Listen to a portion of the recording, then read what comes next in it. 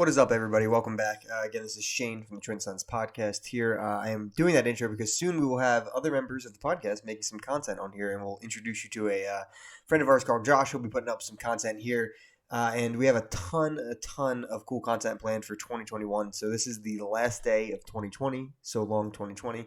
It is December 31st. This will be the last video for the year. It is another deck tech plus gameplay and a little bit of a breakdown of the deck. And I just want to take you through the deck like I always do, show you some raw gameplay, and talk through some decision-making that we have. And, as always, guys, if you're looking for more content, we will have it here in the new year. So make sure you're liked, followed, subscribed, commented, all those good things here for us. And let's get right into it here.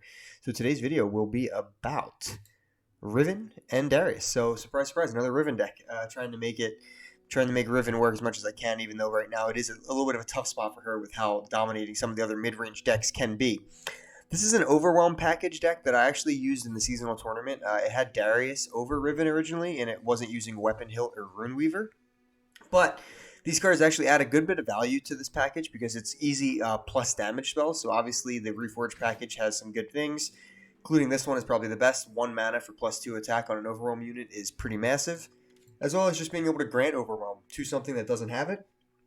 You know, most of our cards do have Overwhelm, but some of them don't, so it always is useful, especially on like a Riven or something along those lines. It is useful to get a little bit extra damage there. Quick attack helps on some early trades, especially with some of your Ancient Yetis and things like that, just so they don't take any damage in return. You can keep your Overwhelm units alive, even especially like the 4/3. That's a really solid Overwhelm unit. Keep him alive early, and then obviously Blade of Exile if needed, but not a lot of time we don't have the mana for that. So really, it's just the same Overwhelm package that we were using before. We're using Ancient Yetis, Darius, 3 Decisive Maneuvers. That's the heart of the deck and the trick of the deck. Whirling Death to clear out our blockers. We got Riven and the Iron Ballista. We have Troll Chant for some good early trades. Early pressure can come from the Precious Pet, or if you just Omen Hawk and then get a solid 2 or 3 drop, like, a 5/4 Iron Ballista or a 4/5 Riven is pretty insane and a lot of pressure you can put on. Finish the game with a Captain Farron, creating 3 Decimates, always solid for a finisher, or a little tricky Battle Fury for a surprise +8 damage on something that either got snuck through or just straight onto a Overwhelm unit for 8 extra Nexus damage. Matchup-wise, really good into Go Hard. So if you're seeing a lot of Go Hard, this is a very solid counter for that. You can just blast through a lot of damage with Overwhelm. They're really good at having a lot of chump blockers. What they're not good at is actually having high health chump blockers.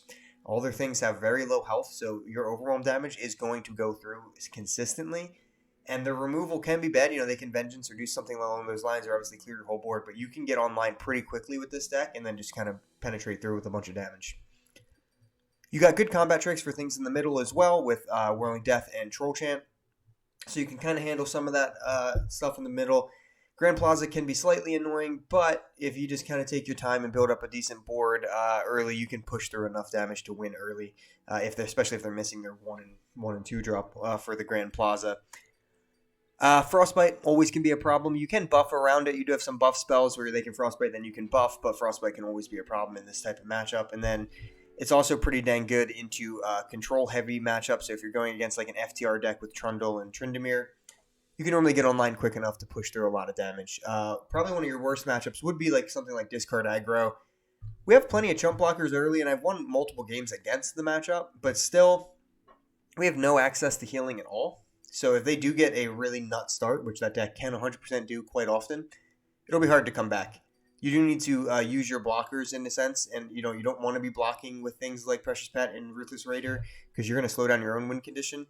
But if they get a nut start, you may very well have to block with those units, which will put you very far behind. That's pretty much the matchup table. There's a lot more out there than there's those matchups, but I just want to talk through a little bit of that. For mulligan purposes, we're going for Omen Hawk, Precious Pet, Runeweaver, Sentry, Ruthless Raider, all solid, and Iron Ballista as well. Ancient Yeti is the one other card that you 100% want to keep in your hand. Even if that's the only card you're keeping, he's worth keeping. He's super solid. He'll get reduced by cost as he goes. Really, really solid card. And then other than that, that's pretty much all we want to keep. Combat trick-wise, you don't really want a whole lot of combat tricks. You can keep Riven, too, if you have a 1 or 2 drop. But that's pretty much it. That is the deck. That's what we're mulliganing. That's our matchup tables. I guess we can talk flex cards for sure. We've seen other archetypes in this where they were using Sejuani over things like Darius or even Riven. And you could even use Draven over Riven as well. There's definitely options there. Tryndamere can 100% fit in here. You could even do Sedge Tryndamere for this style of deck. 100% works. But I have found that I like these two champions a lot. Draven's pretty dang solid too, but still really solid card here. Previously, you can obviously add in more Weapon Hill, more Rune Weavers and things. I do think we have enough of that already. You can 100% add in, if you just want a little bit of healing, Kindly Tavern Keeper. Not a terrible card. Might is decent, but we have most things I already have Overwhelm that need it, so we don't really need it. Noxian Fervor is okay. This Sharpened Resolve is actually not a bad combat trick either for +3, +2. It can help a unit. We have Overwhelm units, not a lot of quick attacks, so they can trade positively into our units, but this will add +3 damage to hopefully the Nexus through an Overwhelm unit and possibly save a trade. So the card's definitely worth at least some thought there. I used Wolf Rider a lot in the old version. We had Plunder, Gain an Empty Mana Gem. It just helps you kind of ramp and then finish the game even earlier. Can be a little awkward, a little clunky, but super solid card overall. You could run Kato to for some extra damage. I don't think it's very needed. As you notice, we don't even have a 4 or 5 drop unit. A lot of times that will come from Ancient Yeti. Or we'll just be using a lot of mana on that turn. Other than that, there's not a whole lot else that I'd like to see in the deck, so I would keep it to those options that I said. There's other buff spells, and you could run things like Calling Strike, but I think at that point, you're actually just slowing your win condition down. We just want to try to blast through damage.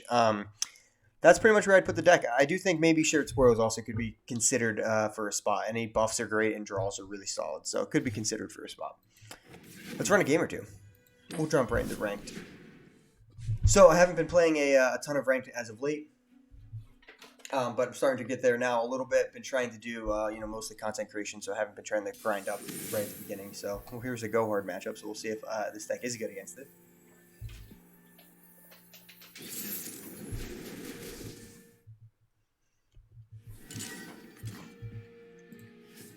Alright, so we don't need Darius, we don't need one of the Rivens, we'll keep one of the Rivens. Rune Weaver's not the best 2-drop, we only run 2 of them, not the best 2-drop for sure to have. We do want the Ruthless Raider because of the tough, that can really help us, but that being said, we'll still take it. And we will play it, and now we expect to get Go-Hearted. Or Vile Feast, that works too. So Riven's kind of weird, she's not bad to have on... when you're attacking on evens, because now on this turn 3 I could play her and then I'll get her Reforge mechanic off, which is kind of nice. But we're missing a decent curve. We don't really like our curve at the moment. The past is a burden we must learn to bear. So we do get the blade. It's a good blade to get. We got 2 blades already, which is kind of cool. Not something that we're really 100% going for, but if it happens, it happens.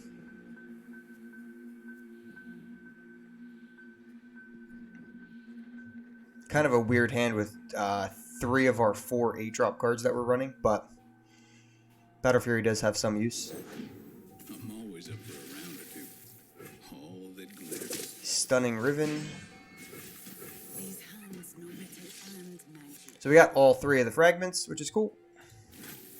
So we'll give this thing quick attack and attack, so we can't just get a free block with the spider.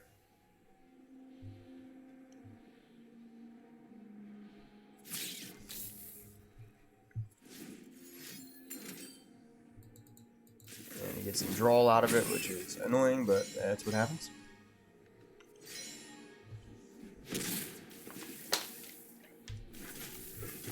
So we have not had a great start here.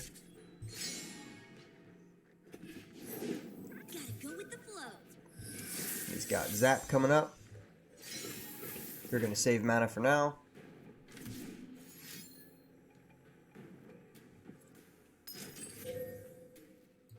We're getting our bags packed.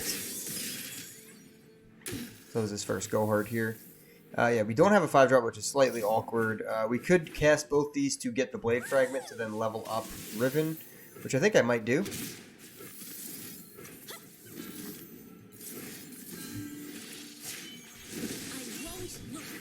But it's really hard to go into all in on a matchup like this because we can 100% just get, any type of their big removal, Vengeance, or anything like that. So we're not going to cast that at the moment. We're going to see what Blade Fragment we get first. And we'll see if we cast it, but not always worth casting right away. If we get the Overwhelm Blade Fragment, which we didn't, we could do some funny things. You actually have a play where you can add plus 16 damage to Riven, which is quite hilarious. Here I'm just going to go for Darius.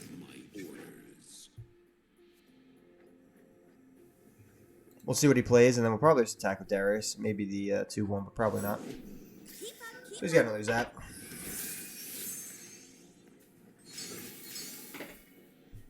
So, yeah, we're not in a great spot still, like I said. We can try to get Captain Farron stuff going in a little bit here, but we're not in the best spot. I'm going to add plus 2 damage here. Try to put a little bit of pressure on board here. We're expecting to get go-hearted on at least the 2-1 that we'll get a draw off of, but we just need to start putting some damage through. Alright, I mean, this is 2 more draws, so it is going to level up TF, which is pretty bad.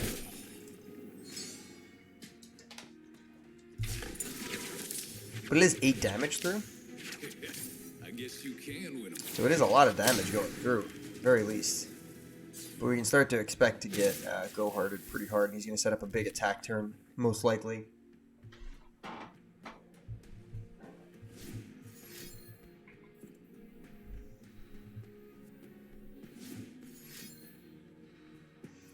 Yeah, we didn't see a lot of our beefy units. Our beefy units are really good into this matchup. We didn't see a lot of those right now, which was slightly unfortunate.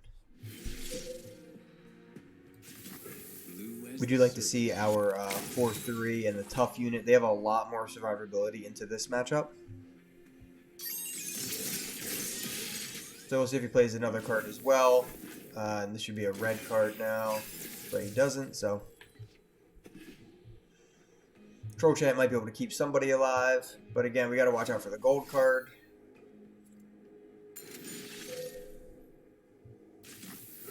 So we kind of need to slow play it here. We're going to need some chump blockers. We don't take a ton of damage. We're most likely getting our full bags packed here. Do have the option to Troll Chant to keep somebody alive at least. We cannot Troll Chant and Battle Fury though. But he's attacking now, which means he doesn't have the ability to go further with that. Yeah, it's interesting. We'll play an Omen Hawk for now. There's plenty of killing left. Omen Hawk just dies. A Yeti could be good, but it won't be right now. So he's going to need to play... We're going to do this. It's kind of a weird play. He most likely just has a Vengeance. We don't have... Our hand is pretty terrible at 6 mana. We don't have anything to play. This does force him to essentially be able to cast 3 spells during my attack phase.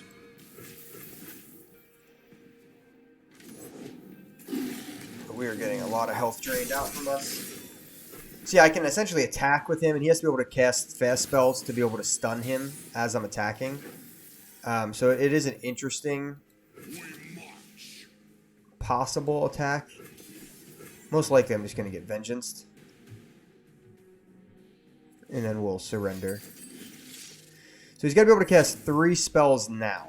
There's a Vengeance. To be able to get to the stun is the thought process behind that. I mean, obviously my hand was also just kind of buns at the moment. Couldn't do a whole lot.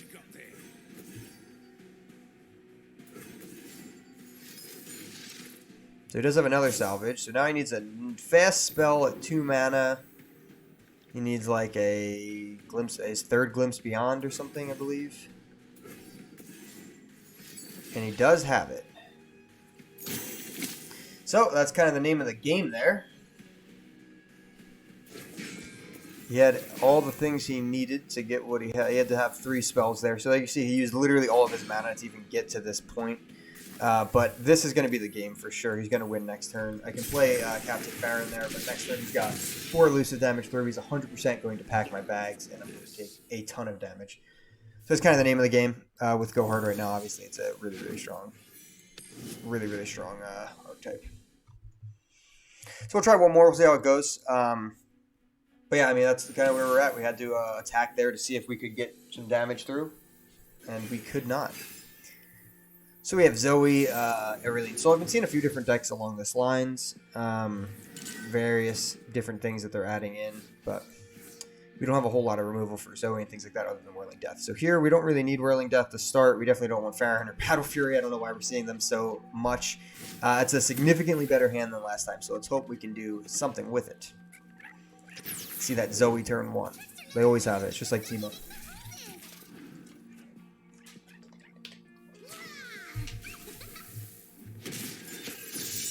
Alright, so Ancient Yeti, like I said, is great. We'll just let him get down. Maybe play him on turn 4. You can play him on turn 4 once he's in your opening hand, which is great.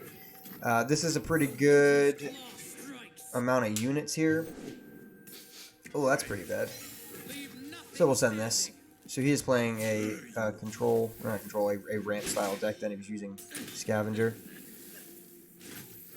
Not a mono invoke deck. Gonna reduce the cost of that to 1, which isn't my worst outcome. Yeah, I don't really mind that too much. And he's got another mana gem, so he's going to ramp into Trundle most likely. So we'll open attack, hopefully get 8 damage through. And we got a Riven for this turn. If we can, we'll keep letting Ancient Yeti get even lower, and we'll try to set up a big decisive maneuver turn. Kind of like I said, the name of the game. So he's ramping again, plus 3 health. So we can take some damage, which we probably will. Zoe's only at 3. So our plan right now is to play Ancient Yeti this turn, and then our following turn, ideally use both Decisive Maneuver and... Oh, that's pretty annoying. For the heal, but I think we might have to let it happen. So, like I said, our plan next turn, we are going to be at 6 actual mana, 3 spell mana, so we have enough to do both Decisive Maneuver and Whirling Death. So the plan will most likely be both of those offensively. I could also Whirling Death now to stop the lifesteal. And that's sort of tempting. And I think we'll take it. He has 0 mana, so 0 interaction can stop this. So it's pretty tempting. Stops the lifesteal. His board is pretty weak into what I have. I also have 6 mana total, so I can both Decisive Maneuver and play whatever gem I get. Not gem, any Blade Fragment I get from Riven, which is cool. So plus 2 attack is great. I want to spread this out a little bit in case he does have something like a Harsh Winds. I don't want to put it all onto the same unit. So now we can attack here. This is a great turn 6 attack for sure. He can't just accept the damage of it. And he can't even block these 2 units here. So when we do Decisive Maneuver, we get a lot of damage through. Now, ideally, he uses something like a Harsh Winds first. I mean, ideally, he doesn't have a Harsh Winds. But if he does, if he uses it first, Decisive Maneuver is a nice card to sneak in after that because it'll give the whole board plus 2. So he silenced 2 enemies. So that one's pretty brutal. So now it's, do we actually want to stun something? I think we do want to stun something so that the elusive damage won't go through here. I'm sorry, the overwhelm damage won't go through, but this will still add 6 damage and save the life of my unit here and put him down on 3 health. So I think that's too good to not use. So obviously this works really well with overwhelm, but when there's 3 unblocked attackers, it's plus 6 damage, and I saved one of my own units. So we'll take it. We'll put him on 3. We have to try to finish next turn, but we do have Captain Farron coming up in the backfield, and he obviously does have plenty of healing options here. Zoe's at 7, so Zoe could level. I'm not the most worried about it, but it could happen.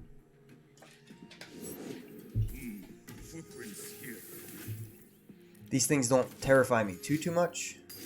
Yeah, so now this is probably going to be an Aurelian Soul who's coming down, which this is starting to get rough.